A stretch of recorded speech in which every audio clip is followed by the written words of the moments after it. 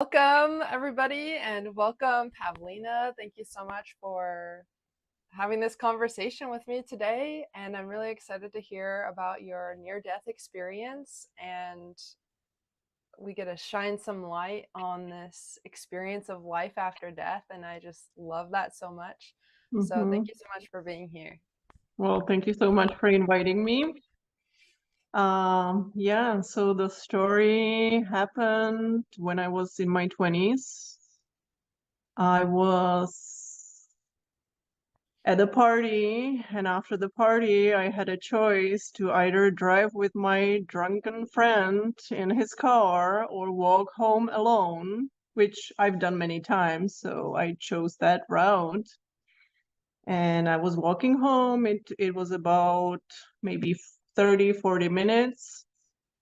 And I was walking in the dark by the street, and there was someone following me. But I stayed kind of grounded, and I was not worried about it.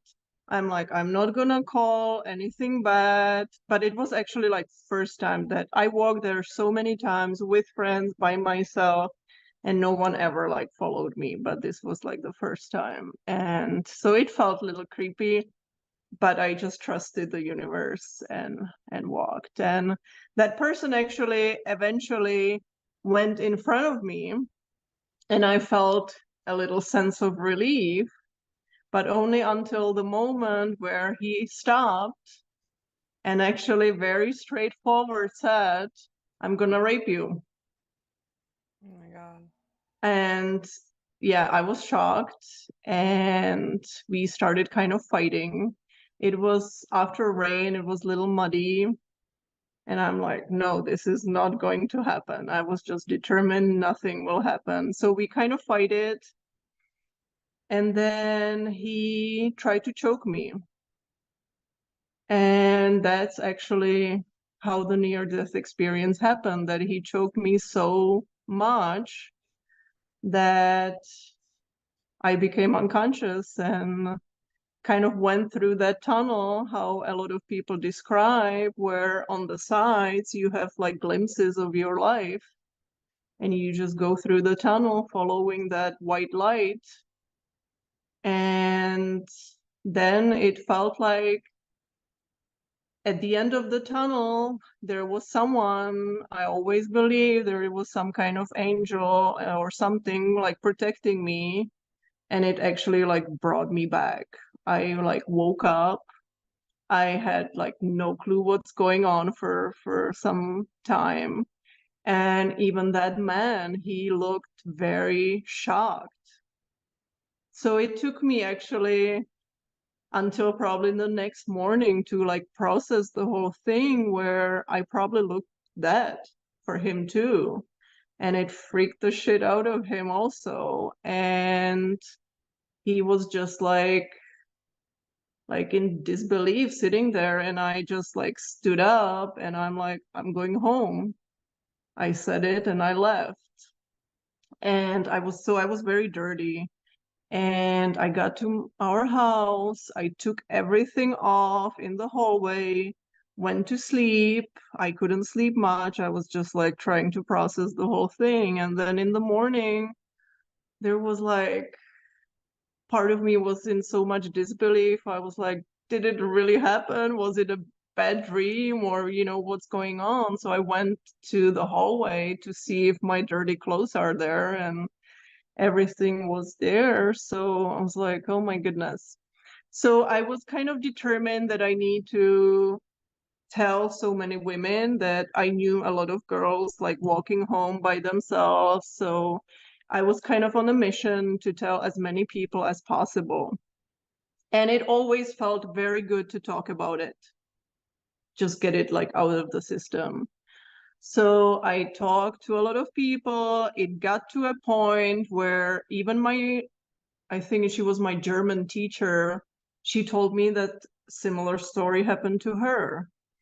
And like few months later, it got to a funny point where I was at the hairdresser. She was cutting my hair, and she started telling me that story. And I'm like, funny thing is that's me. And yeah, Wow. she couldn't believe it. But in a way, I'm so grateful for that experience because it literally changed my life for good, because it made me realize how no one knows how much time we have here.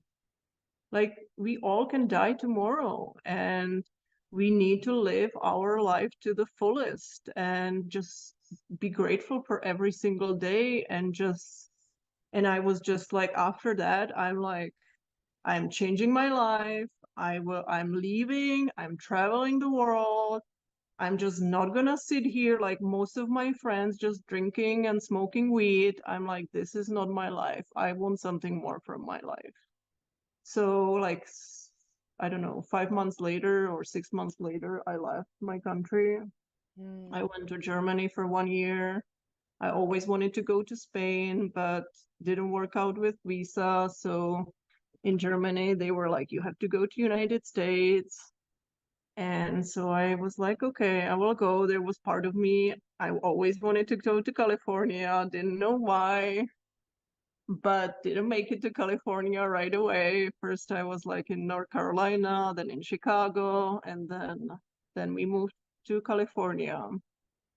And so yeah, so I for a lot of all those years, I believe that there was some kind of angel sitting at the end trying to save me. And then right before COVID happened, maybe like a month before, maybe even just few weeks, I went to my first breathwork session, and everybody was going through like a deep process, crying, and I didn't really feel anything for a long time. And then it took me back to that tunnel, and it was beautiful because it it felt like exactly the same experience. And like at the end of the tunnel, it was me. It showed me that it was me. It was Wow. me deciding that it's not my time, and Mm. that I want to experience this life, and I want to be here. Chills. I got And chills. it just was so beautiful, especially right before COVID. It just like showed me how, yes, we all decide. We all have the power to decide if we want to be here or no. And this life is a gift. It's a gift, and we should treat it as a gift and live fully. So yeah, that was very, very beautiful. So COVID for me felt like nothing is going on. I just felt all the fear around, but there was no fear in me because I knew very strongly that we all decide if we will survive this or no. Mm. And then yeah, actually, oh, and then a friend posted that she's doing my bufo ceremony, and it was exact same day as my near death experience. So it was also, the funny thing is, so it happened on February 26th, and my birthday is June 22nd. So it's like 226 in both dates. So she posted about the bufo ceremony, and it was exact same day, and I'm like, I have to go. It just by that day, and me thinking about it for a little bit, I was like, okay, I want to go. And yeah, it was again very similar experience, just like following that white light. It was very beautiful. So, and I felt like, because it was like exact day 20 years later, it was like just that confirmation of how life is, like that we are eternal beings. We don't die. It's just the body dies. We continue on a different journey. No one knows really what's going on, but it just felt like, yeah, it's just the body that is dying. So there's no need to fear death. because it's just the body, not the soul. Mm-hmm. So how do you feel about the idea of someday transitioning completely? How does that There's make no fear. There's no fear. Actually, like the only fear is that I will not be able to accomplish all the dreams and things I want to do. That's actually my fear. The actual death, there's no fear about it.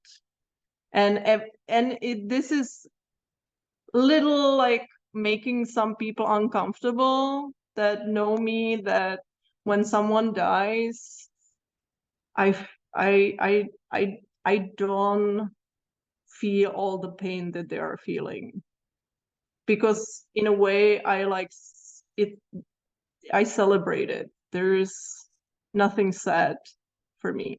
Who knows how it will be when my like closest family dies, you know, when my mom or dad dies. I don't know how that will feel, but so far, like from my family, it was only my grandpa who died, and that was also beautiful that um I was outside and there was the longest shooting star, and I felt so good about it. It was right before I went to bed, and I felt so good. But the next day my mom calls me and she's like, your grandpa died. And my first question was, what time? And she told me the time, and I was like, yeah, that's the same time as I saw the shooting star. So for me it was his goodbye. So even that experience felt like, yeah, he's just transitioning somewhere else and just waving goodbye. Oh, I love that. Um, Mm. And in your Bufo experience, would you mind telling us a little bit more about what you experienced in that? so it really felt very peaceful, just like knowing that we don't die, we are eternal beings. It was very, not a lot of information came to me, but for me just that peace of me as an eternal being, that there's nothing to worry about. Mm, Nothing. We are just that light. mm.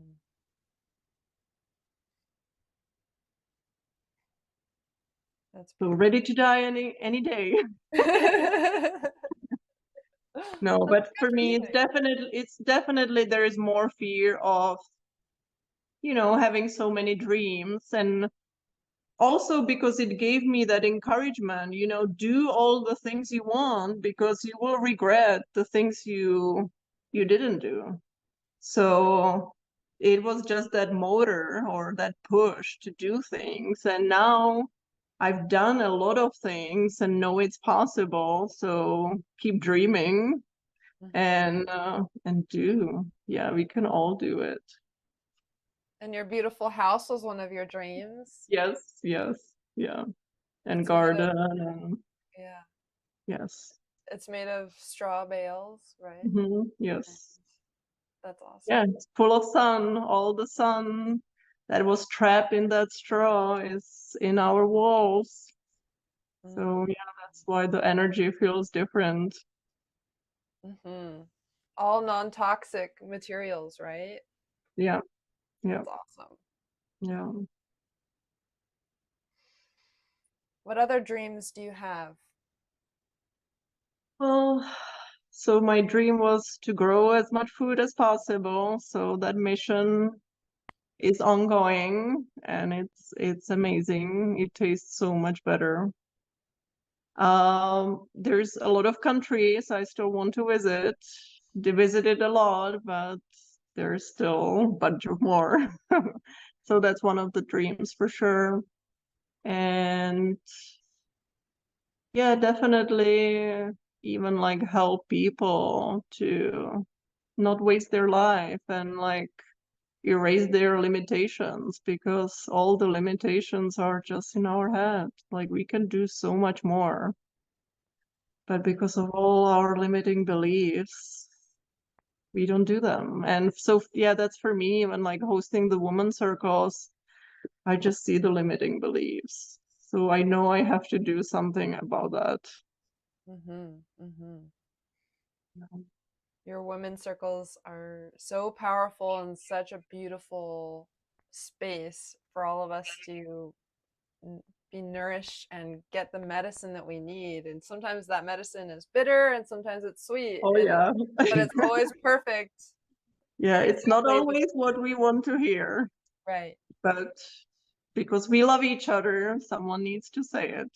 Yeah. Yeah. Yeah, Really beautiful. thank you. Hmm. See. Hmm. Do you feel like when you died and you were having that experience, like how much time time did it feel like you were in that other experience, being in spirit and like in that realm, or was there any sense of time or anything like that? No, it feels like there's no sense of time, but it probably, to give it little perspective, I think it felt longer than it actually was. Mm-hmm. Mm-hmm. And it felt very peaceful.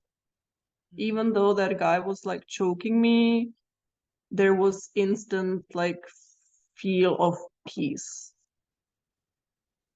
Mm-hmm.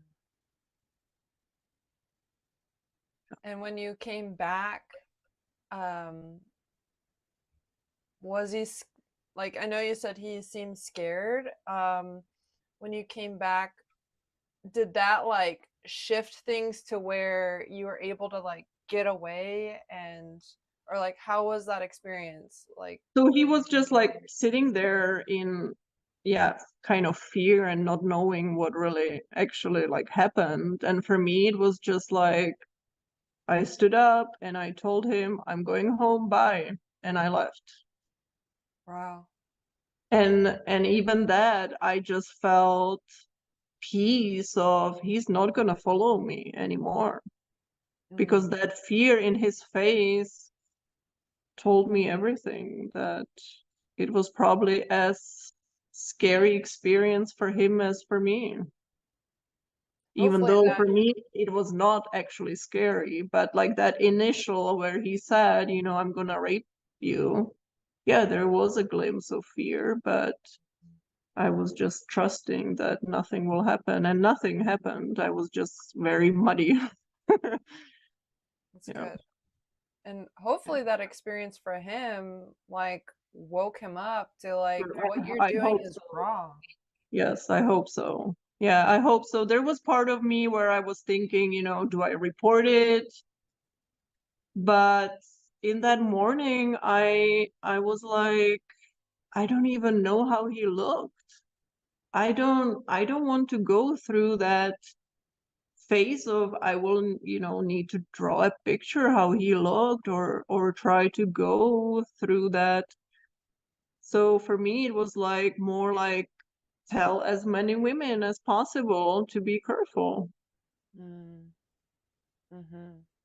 that there is someone like that. But like I hope internally, I definitely hope that he would never do it again after that experience. Yeah, because he could have killed me.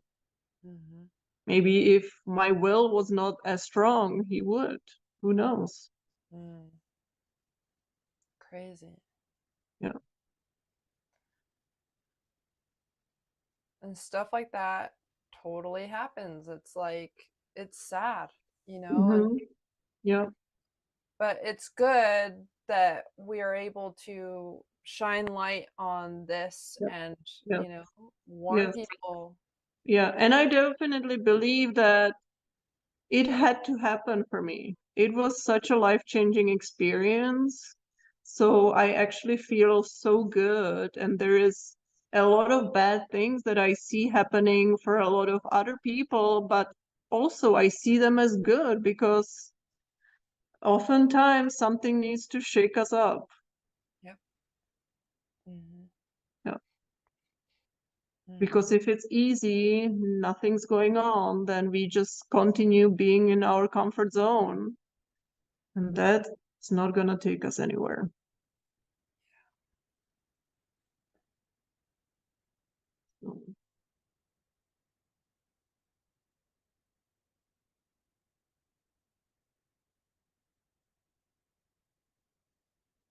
I just feel like my throat chakra is just like moving. It's good.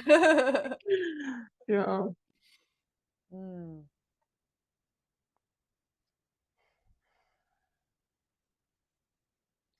I want to hear more about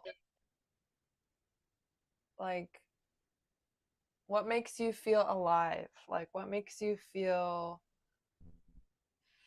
like what are the things that you love? What are the things that you love to Yes. do Yeah, and no, that's a great question. I think like to create different things. Like we are here to create, all of us. We are here to create, and that keeps me alive. So if it's building something or planting something or just doing anything with my hands to just create, mm, yes, that's how I feel alive. beautiful. I love that so much. Yeah, and I feel like we all need to step into that creation because we all here came to create something. But Mhm. again, it's those limiting beliefs where we believe we can't, but we can, and we can create so much more. Mhm. Mhm. Even I know I can create so much more, and there is still few limiting beliefs.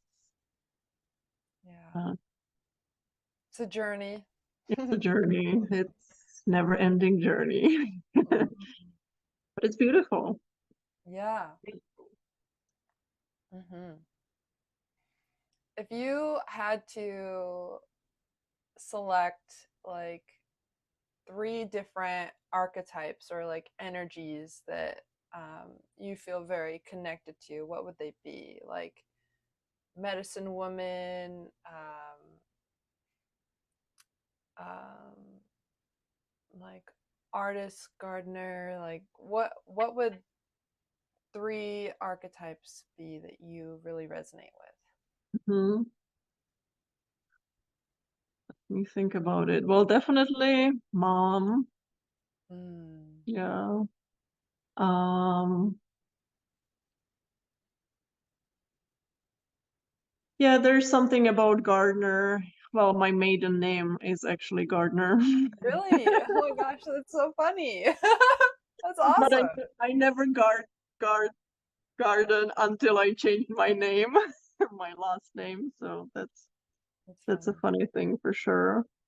No, it's not just garden. I think it's like really just creating the Garden of Eden I love that. because there's also, I believe we never left that garden.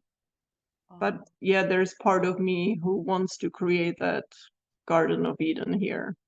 Mm. And that's why I don't mind doing all the hard work to show it's possible. Mhm. And it's beautiful and Mhm. it's rewarding. Mm. And let's see the third. Well, we own carry our own medicine. So yeah, medicine woman for sure. Sounds good. And but I also feel for me like the archetype, and I don't know if it's called archetype. I can see someone like I like to provide the space. And I don't mean just like the house, even though I do that, just kind of provide that, yeah, like holding space, provide that safety for a person to kind of go through their own process. Yeah, I like holding space. Mm. I love that. Mm. A safe space to just kind of let it all Mhm. come Yeah. out. Yeah, Totally. and I feel yeah, part of it, even in that house, those thick walls has have to do something with that like safety also, Mhm. Totally. which I didn't realize before that. I love that.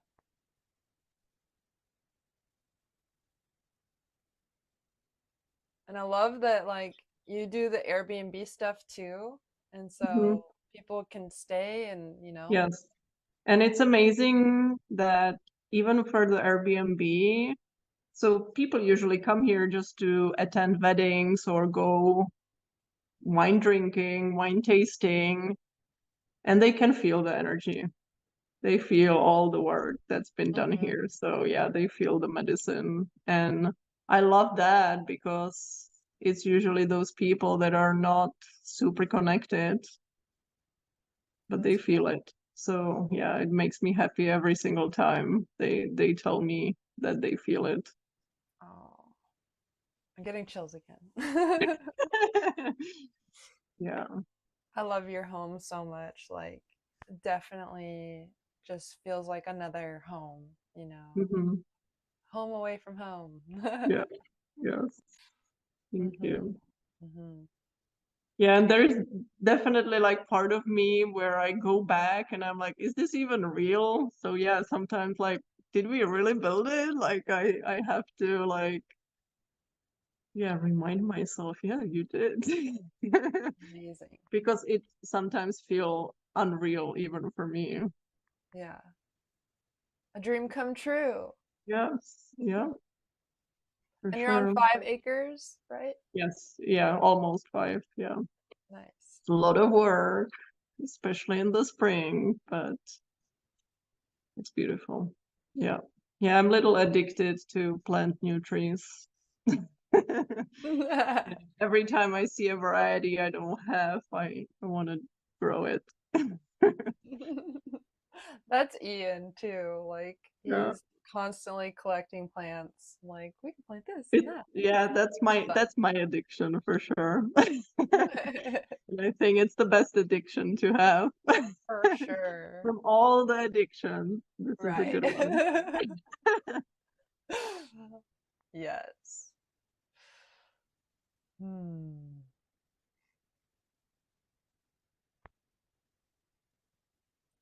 What else wants to come through right now? Hmm.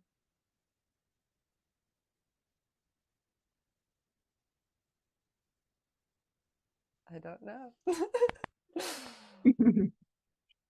Sometimes silence wants to come through, like in the middle at times, and Silence is good too. this is good A lot too. of people are scared of it, but it's Mm-hmm. good. Mm-hmm.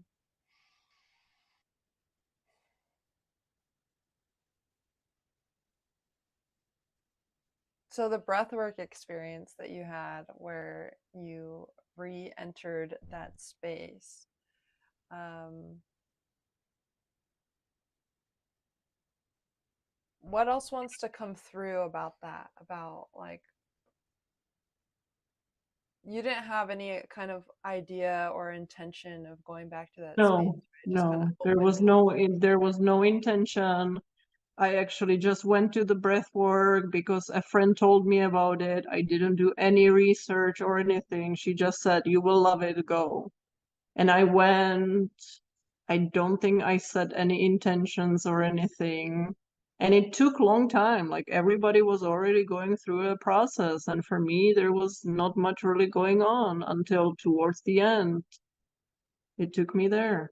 And it was amazing. Wow. I'm so happy for that breath work. And then I fell in love with breath work. So I attended a lot more breath works and both were very healing. Mm. Yeah. Mhm. Because yeah, it's accessing all that unconscious memories and things that we don't want to look at. It takes us there. Mhm. Yeah. And when you were in that space during the breath work, like what did you experience? Was it a feeling, vision, It was a like vision. It was a vision. Yeah. mm, It was a vision where it literally took me and showed me the same things as the near death experience. It was the same tunnel, same kind of glimpses, and same like light, like you follow that white light at the end of the tunnel, and it was like, do you want to see? who saved you? And I was like, yeah, I want to. And it showed me. And so would you say that the angel that you always felt, It did was me. it was you? Wow. That's amazing. Yeah. Yeah, I couldn't believe it. It was in a way hard to hear because, I believed something else for almost 20 years. But it was so beautiful at the same time that it was my free will, or I don't know how you want to, or my higher self, or I don't know exactly what part, but it was me deciding, no, you have so many more things to do with this life. You can't just wrap it up and go. Mm-hmm. Yeah. And I'm so happy that, yeah, I decided because, yeah, since then my life's been beautiful, Hmm. transformational, and yeah, inspirational. Hmm. Because at the same time, yes, I had to get that kick of you're not going to waste your life. You're just going to do something with it. And I believe that we all can. Like, whatever I can do, you can do too. Mm-hmm. Absolutely. Yeah. And when you say that you saw glimpses, um, do you remember what those glimpses were I before you? don't fully remember, but it was kind of glimpses of experiences, like, kind of like a Christmas picture with my parents, or I don't remember exactly, but it was kind of like a glimpse of either like a photo or glimpse of experience that I had. Okay, got it. And Random, very, very random, but I don't remember all of them. No. interesting. Very cool. Wow. So in that moment when you saw yourself and you realized it was you, like was it like a white empty space and you just saw yourself, or like what did you visually see? So visually, it was like again like that tunnel and that white light at the end, and on the side it was like me standing there, kind of how I picture that it was the angel sitting, standing there. It basically like revealed the face of that angel in a way. That's so cool. Yeah. And it Like just made me it just made me so happy. I was just like crying out of like happiness. It was a happy cry. I love And that. it was again very like peaceful, so happy. And the timing, like you can't make it up. Right before COVID. Right before. It was Wow. beautiful. Yeah. Hmm. So did you see that while you were in the tunnel still, or while you were, did you ever reach the light in your vision? Like did you? No, well, I don't know. Like, no, the light feels still like behind it. Okay. Wow. So, no, I never made it to the end of the tunnel. I think that will That would still be happen one day. sad. Yeah. Who knows? Who knows where it leads? But Yeah. it's definitely nothing to be scared about. Mm-hmm. That let go, we need to let go of that life Mm-hmm. one day. Not yet, one day.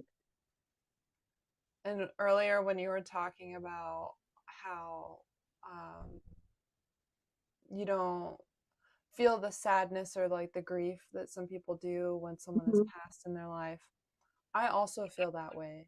Um, and I also have the same question of how I will respond when someone mhm, close to me yeah, passes. yeah, Um, but overall, I also celebrate, that they have mhm, gone home, yeah, and yeah, not to say that this is not our home, but you know, you know, yeah. with This is the school. yeah, we will go home. We are here like in a school to learn all the lessons and Yeah, all the different things. And yeah, going yeah, back will feels more like a home, yeah. going And home. I feel like there are, like, when seniors start to like lose their memory or things like that, they often request like over and over and over again, like, I want to go home, I want to go home, even if Mhm. they're actually Yes, in their technical home. yes, I yes. totally feel that there's this blending of remembering like spirit, and that this Mm-hmm, mm-hmm. this is not the home that they're Yes, for remembering. sure.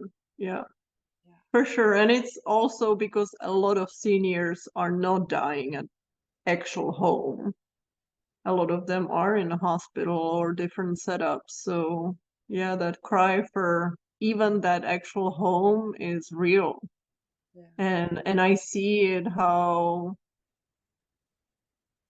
a lot of people don't want to like take that, I don't know if you call it responsibility or to have that person actually die in the home because yeah, it comes with a responsibility. And I see in in my family or my husband's family where people don't want to do that. They will rather have them die in a hospital even though they want to go home, and they should die at home. Mm-hmm. Mm-hmm. But Yeah. it's a hard subject for a lot of people. Yeah. I mean, that would be awesome if, you know, there was a way to, for for a lot of people to be able to afford that, like, Yes, that and too. just, But well, in a way, hospital and all the other setups are more expensive yeah, but if than they require care though, no, then I you know have to what you mean. hire like, Yeah, I know what you mean. yeah.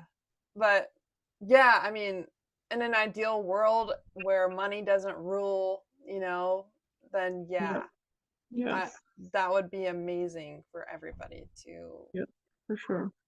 for Yeah. elders to be able to transition more gracefully Mm-hmm. and with more like honor, I Mm-hmm. guess, like, Yes, and more respected, and that's a yes. whole And thing, all, culture. and also to kind of like live fully until one day we can't and we decide that's the time, Mhm. and not try to like make our lives longer Mhm. but not necessarily enjoying. That's kind Yeah. of what my neighbor, she's like 85, and she said, I want to be here until I can take care of myself. When I can't, I want to go. Yeah. Mhm. I don't want to be a burden to anyone. And there's not much to enjoy when you can't really do, like, of course you don't have to do everything, but if you can't even get out of your bed, Right. then what's the point? Mhm. Mm. Yeah. Definitely like food for thought for all of us to like think about think about those kinds of things when we don't Yeah, normally think about it. yeah, yeah, yeah. But from what I heard, yeah, we will only regret all the things we didn't do, not the things we did, but the things we wanted to do but never decided to do. Mhm. Mhm. And when you were in the space of like being in the near death experience,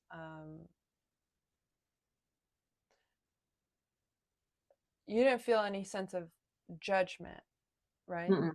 No, Yeah. no, it was like peaceful. Yeah. Mhm. But I there feel was definitely kind of, as you know, next day or in the following time, it just made me realize that I'm wasting my time here. Like, with all the things I'm doing, I can do more. Like, at that time, yeah, we were just partying, drinking, smoking weed, and kind of having good time, but at the same time we were just trying to cope with our traumas, not mm, actually healing anything. mhm, And it just kicked my butt and was like, you gotta do something with it. You're not gonna waste any more time here. mm. And And yeah, that's the thing I'm the most grateful about the whole experience. mm.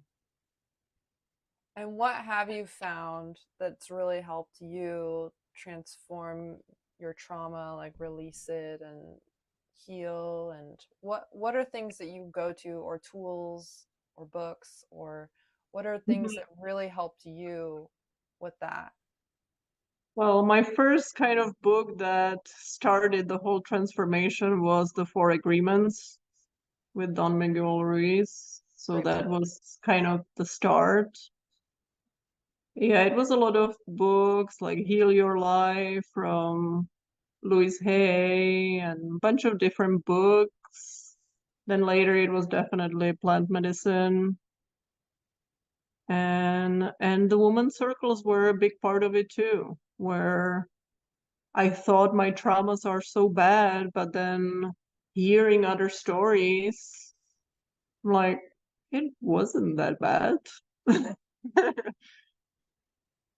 Yeah. Mm, mm-hmm, And not just that, just kind of seeing how different people cope with different things. mm-hmm. Yes, helped me kind of see the bigger picture. And yeah, but yeah, plant medicine was definitely a big part for sure.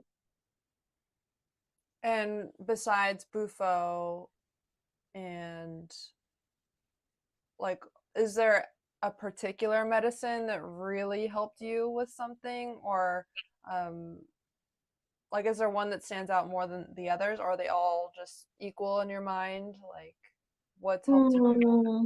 Well, the first one was ayahuasca, and that's probably my main um what do you call it? That Like helped teacher? me see a lot of things. Yeah, Mm-hmm. mushrooms too. Mm-hmm. Yeah. But like with ayahuasca, I always see it as a like that our body is an instrument and we go there to tune the body like the Mm, musical instrument. mm-hmm. I love that. I love that Because yeah, image. there's that unconditional love Mm-hmm. that we are all missing because we didn't grow up with it. Mm, But yeah, it's like we are like a musical instrument. We just need to tune it up mm-hmm. every day. Every day with different tools. Mm-hmm. And it's also that like spending time in nature is the best medicine. Yeah. Like hiking and just being with the animals and the sun and Mm-hmm. water and green and yeah. Mm. Love that. Mm.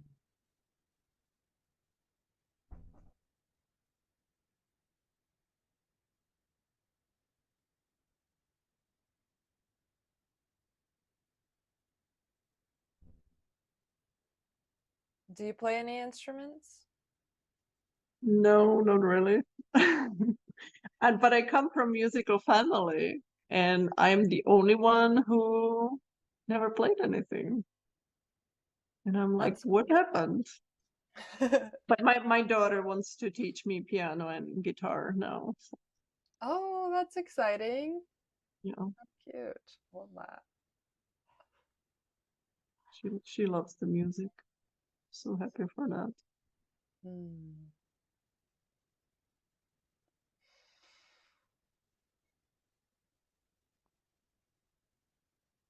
So the first archetype that you said really resonates with you is the mom archetype, being the Well, I mother. try to not use that label, I try to kind of, those are also limiting beliefs, or yeah, all the labels don't really serve us at the end. Mm, But yeah, I'm happy that I'm a mom to my daughter, because she is also my biggest teacher. mm-hmm. Yeah, it's not always easy, but but yeah. Yeah. What are some things that she's been teaching you lately? Um, hmm,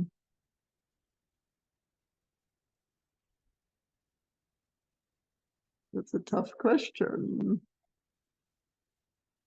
but it's that unconditional love Mm, mm-hmm. that will probably never end.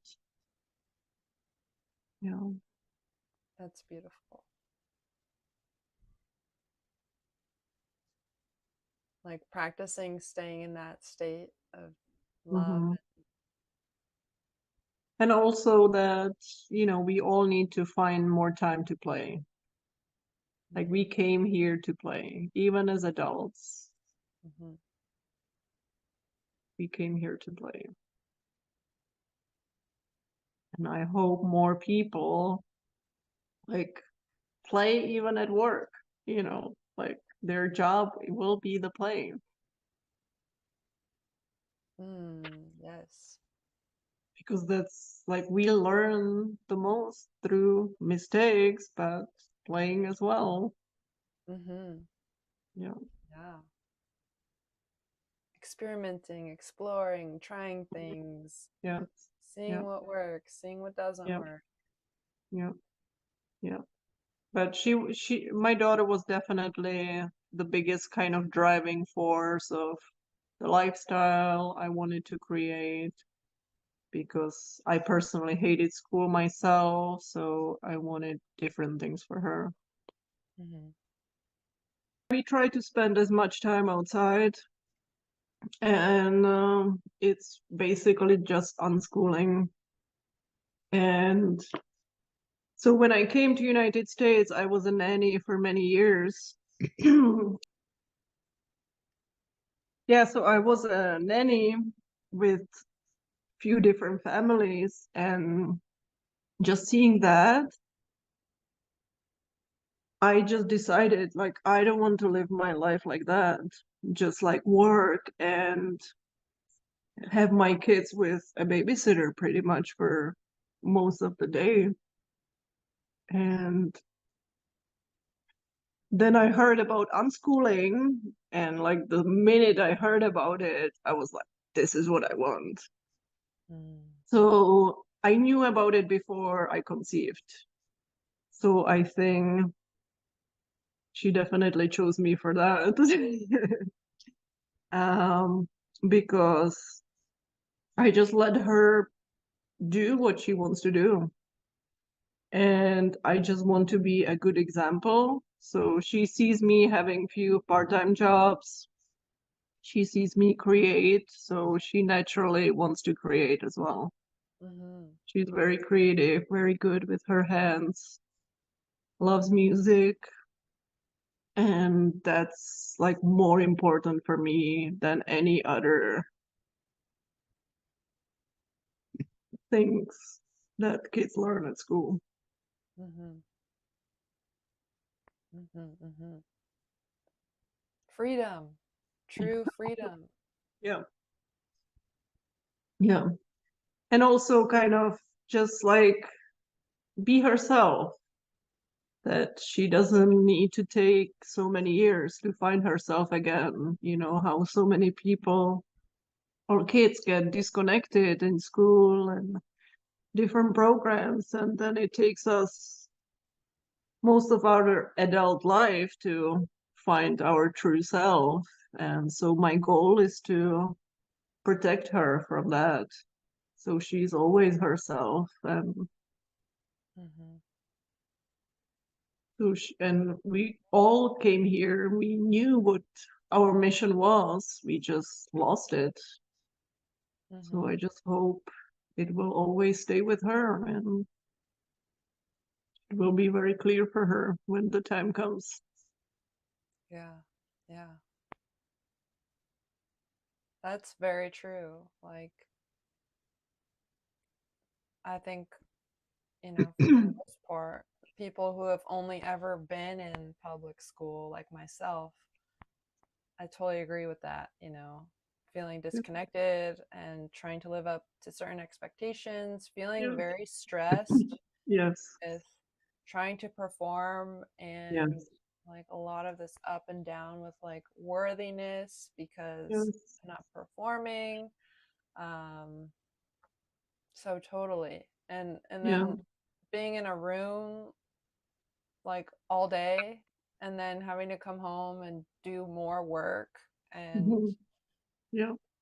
I remember um, having like night terrors about like school performance, Same. Same. waking up in a cold sweat, sometimes even like sleepwalking. Yeah. And because I was stressed and like crying while I'm Yeah. sleepwalking. Yeah. Well, they try to prepare us for the real stressful world, but it doesn't need to be that way. Right. So, like, if we do what we love, we don't need to have all the load of stress, but Right. Yeah. there is ways Hmm. to do it differently. And Yeah. I'm happy you are doing it differently too. Yeah. Me too. And it is something that I also do like multiple things to kind of Yeah. help fill in the gaps, so to speak. Mhm. But they're all things that I enjoy in different Yes. ways. Same for me. I feel like just focusing on one thing can be good, Hmm. but if you have many gifts, why not do them all? Yeah. Yeah. I used to really struggle with that because in a lot of like business related education about how to run a business or whatever, they're always talking about like choosing one thing and like nailing that one thing. But Mhm.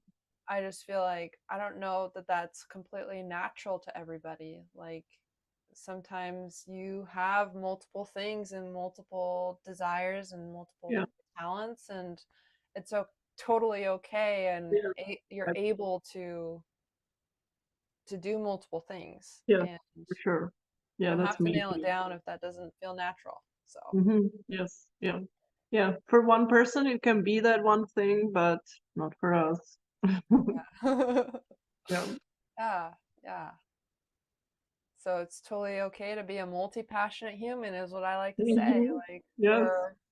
we're creative spirits, Yes. and Yeah. it's totally okay to try different things. And also, like, if someone's really good at one thing, try it in different ways to do Hmm. that one thing, and Yes.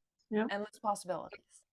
So you have Airbnb for your house. So people who want to stay in your house can do that, Hmm. can rent from you. And do you do like I remember I used to do like food boxes sometimes Yes. where there's like Yeah. a In this surplus. kind of in the summer, I saw some produce from the garden. I also have few people who host workshops here and I cook for them. I really like that. And I make garden boxes for people. Um, what else? And then Leilani I remember her making like the hats and the Oh, scarves. yes, she also made some jewelry before. Yeah, she wants to try different things. Beautiful. She's already like, Mom, what can I do? Can I do this? I'm like, ask yourself what you would like to buy. That's a good technique. Yeah. Well, thank you for talking with me today. Yeah, thank you for inviting me. And I hope it will inspire a lot of people to I do live to their fullest. too. Yeah, don't waste any more time because you never know how much time we have here. Every moment is a blessing. Mm. Yeah.